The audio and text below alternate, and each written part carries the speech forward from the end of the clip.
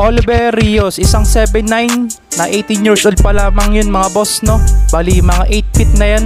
Pero tignan natin kung gaano siya kagaling sa paglalaro ng basketball. Tignan natin kung ano yung highlights niya.